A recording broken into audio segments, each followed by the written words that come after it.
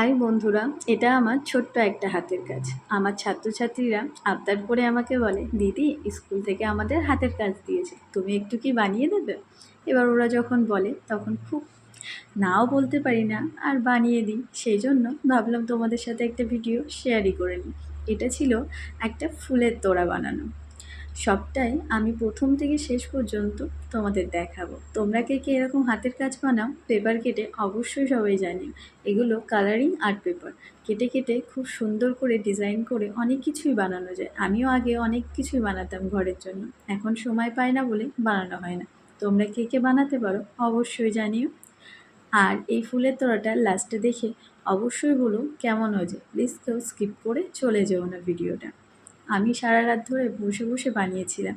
আমার একটা ছাত্রী বলেছিল, দিদি আমাকে বানিয়ে দাও, আমি তো পারি না, তুমি যদি বানিয়ে দাও আমি স্কুলে নিয়ে যেতে পারবো। তার জন্য ওর আবদারটা রাখার জন্য এটা বানিয়েছিলাম। যখন এটা তৈরি করেছিলাম তখন একটা ভিডিও নিয়ে নিয়েছিলাম। তখন আঠাটা পুরোপুরি বসেনি। তারপরে যখন আঠাটা বসে গেছিলো তখন দেখো কত সুন্দর লাগছে।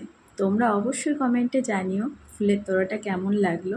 আর কে কে এরকম হাতের কাজ বানাতে পারো অবশ্যই সবাই কমেন্টে জানিও।